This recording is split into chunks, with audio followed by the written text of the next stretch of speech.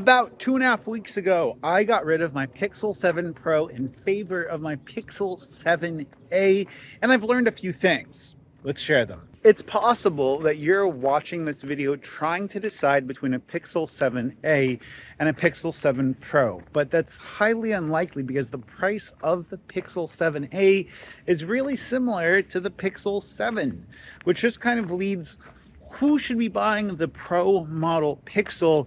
Is there anything that's actually more professional about it? And is it worth your money? The first thing I want to touch on is performance. Does the Pixel 7 Pro actually perform any better or more professional than the Pixel 7a? And the answer is both yes and no.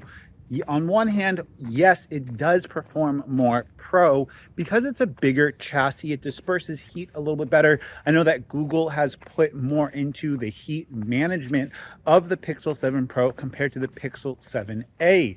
For most short tasks that are really less than 25-30 seconds, there's no difference between the Pixel 7a and the Pixel 7 Pro.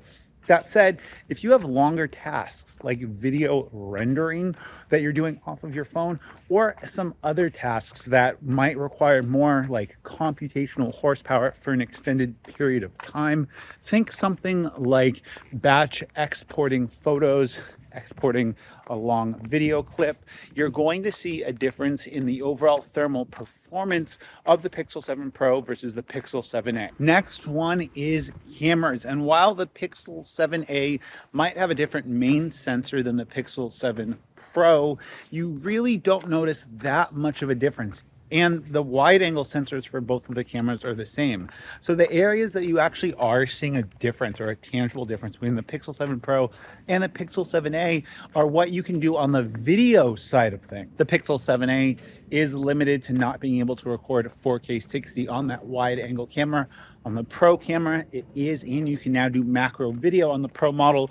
Also, not having a telephoto lens is something that I sometimes miss on the Pixel 7a, but I absolutely loved it on the Pixel 7 Pro. I more often than not, I would say 85% of the time, I'm really satisfied at what I get from the Pixel 7a. And the only times that I'm missing my Pixel 7 Pro are for some more of those kind of like pro moments when I want to use the camera for macro video, or when I need that 5x telephoto periscope zoom camera of the Pixel 7 Pro. But those are more fringe use cases. Another pro aspect that I definitely miss with the Pixel 7 Pro is that brighter display. It's not that the display of the Pixel 7a is super dim, it's just not that 1100 nits super bright outdoor visible display. That said, I'm really only finding myself missing it when I'm out on the beach or when I'm out like during the middle of the day under direct sun. Again, fringe use case. Most of the time, the screen of the Pixel 7a is more than adequate, and I wouldn't say that I need the Pro display. Another one that I see a bunch of you guys in the comments complaining about, but I'm not sure how big of a difference this makes on me personally, is the difference in charging speed. Now, normally I use wireless charging, and there's a big difference between the just 10 watts that I can get on average with most Qi chargers and my Pixel 7 Pro, and the 7.5 watts of charging that I get on my Pixel 7a. There is definitely a noticeable difference between the speeds that you can get with a variety of different Qi wireless chargers and the Pixel 7 Pro. The 7.5 watts of wireless charging for the Pixel 7a, in my opinion, kind of kills the ability to use wireless charging as a on-the-go or kind of quicker charging solution. That said, if you're not someone that's into the wireless charging ecosystem, you can get a ton of value and you can get a ton of overall like utility just with using 18-watt chargers in the Pixel 7a. You can definitely get enough juice pretty quick. That said, the 1.5 to 2 hours that it takes you to charge it from 0 to 100% still is a long time, but for most of the circumstances where you're using wired charging on the Pixel 7a, the amount of time it takes you to charge from like 40% up to 80%, you're not going to notice that big of a difference between the 30-watt charging that's supported with the Pixel 7 Pro and the 18 watts that's supported with the Pixel 7a.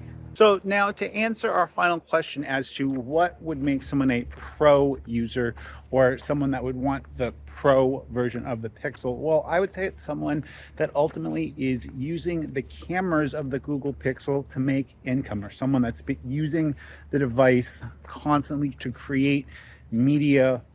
I think those are the people that ultimately are going to benefit the most from the professional line of Google devices.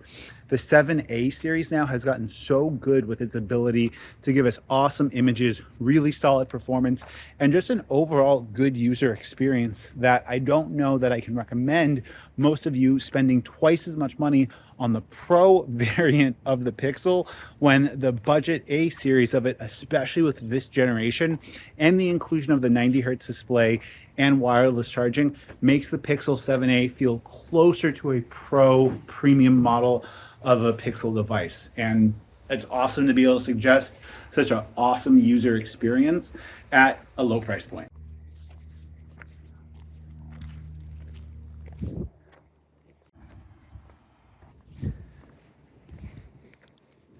You might be the number